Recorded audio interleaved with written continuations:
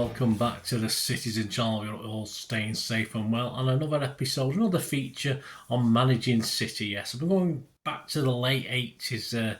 Interesting time to say the least. Not overly successful, but we do have some joy mixed in with the depression, that's for sure. And we're going to look at our manager at the time, of course, 87 to 89, Mel Machin. Yes, Mel Machin. And this is part 1 of 2, so please join me as we look back at his tenure as our wonderful club. Please, if you're new to the channel, push that subscribe button, push the bell notifications, everything City past and present, of course. Lots of different things, old stuff like this, new stuff all the time. All your comments, very, very welcome, especially on Mel Machin, any memories you've got, or the time, the period, 87 to 89, of course. A couple of things, personal things to add to it as we're going through this as well. So please join us and spread the word. It'd be great to have you on board, and please share your memories. Right, let's get on with this. Oh yeah, give us a like, guys, if you like it. Just give us a like, give us a thumbs up. That'd be much appreciated. Machin was assistant to Ken Brown at Norwich. The partnership finished in May 1987 when he accepted an offer to manage City. Rumours had also linked people like, well, he seemed to always crop up, Dave Bassett with the job, but it was Mel Machin who'd get it. We've been relegated to Division 2 for the second time in 4 years the previous season, but Machin set about getting City back up with attractive football at times, we'll talk about that, and with Jimmy Frizzell as general manager he could concentrate on the footballing side. Oddly enough, both men seem to share team managing duties though, according to Swells and reading between the lines. They even alternated for the press conferences and the programme notes, etc. So very interesting. I think the Blueprint fanzine at the time echoed what we all sort of thought, though. Jimmy Frizzell's duty may include certain things as, cup of tea, anyone. Machin had also been approached the season before after the departure of Billy McNeil, but for reasons at the time, loyalty to his club then, he decided obviously it wasn't the right time. On his eventual arrival, he said he had a 3-year plan. It may have gone wrong. He took City up within 2 years, didn't he? A year earlier. He said Main Road would be no place for slackers. And Tony Adcock was a quick Mel addition to the squad, and he commented on the first training session with Mel and Jim. He said, "It was the toughest opening session ever of my career. The track suited Machin and suited Jimmy Frizzell. We hoped to bring back the Mercer Allison vibe to the club." I think that was Mr. Swells putting that about. His first season, 87-88. Well, his programme notes for his first league game said we could get up this season. What happened to the 3-year plan? We kicked off with a 2-1 home win over Plymouth in front of 20,046 supporters. Stewart and Varady, the scorers. But by the time we met Millwall on the 16th of September, this was before any bans, City only had that one win to the name. Though we'd only lost 1, we'd drawn 3, and the fans were sort of already voting with defeat. Yeah, this is a period I was going to a lot of games as well, but of course the crowds were dwindling just a little bit, although they did improve under Mel Machin. The fans were voting with defeat. Our lowest league crowd of 15,430, the lowest for 22 years, were rewarded their loyalty at this Millwall game with a 4-0 hammering. Gidman, Scott, Stewart and White were all on the score sheet. In his programme notes, Mel explained that in the last home game, a loss to Blackburn, I didn't think it was possible that we could play that badly collectively, he said. He cited a lack of discipline. Mel did deliver an away win on the 6th of October. This was very important, I'll tell you in a moment. Sitting there, his second leg of the Littlewoods Cup second round. Despite a 2-1 reverse at home, the loyal following at Molineux witnessed a 2-0 win over 4th Division mid-table Wolves at the time. And this ended an amazing run of 37 away games without a win.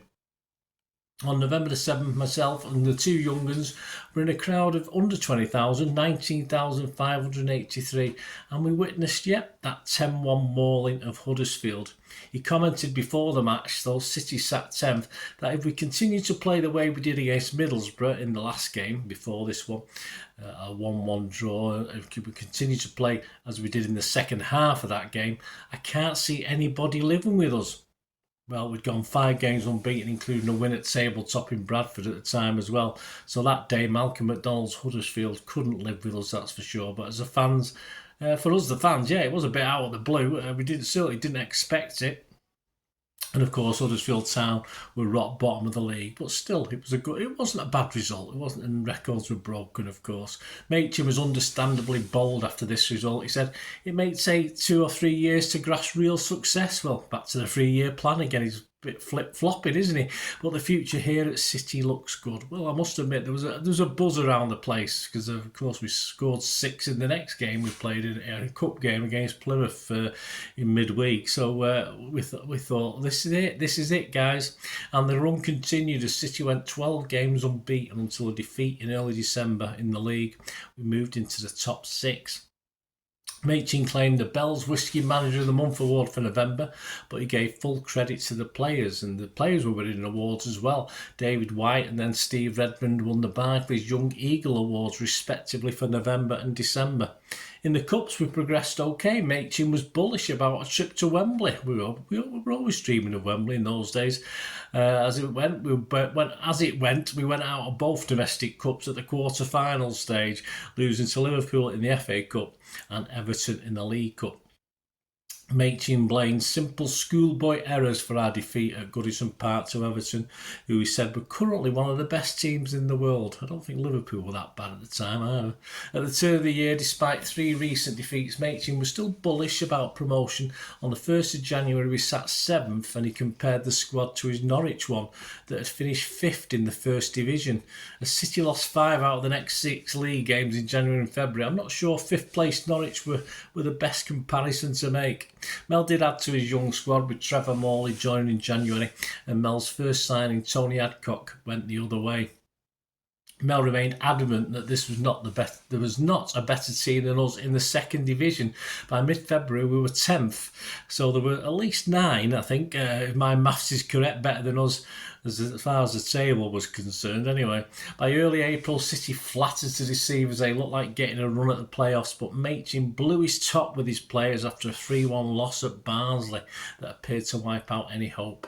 He blasted the team and said in his programme notes for the home game with Reading on the 4th of April, we need at least 4 new players, possibly 5, to strengthen the squad from an all-round point of view.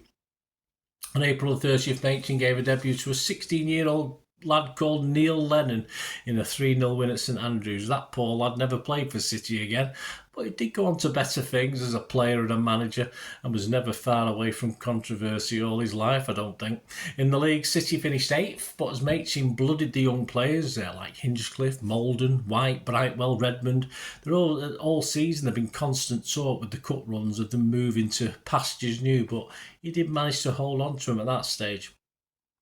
In his summary this evening, he said he had enjoyed every single minute. Well, he sort of did, some of it anyway. He went on to say, what I believe we have achieved this season is to establish a basis for a successful promotion bid next time. Before we could add to the squad, though, Machin did lose one of his stars as Paul Stewart moved to Spurs for £1.7 million, a fee Swales just couldn't turn down. In 88-89, 5 new faces came in though in time for the start of the season. Machin brought in Andy Dibble for $240,000, Brian Gale for $320,000, Wayne Biggins $160,000, Nigel Gleghorn $47,000, and John Dean as a player coach.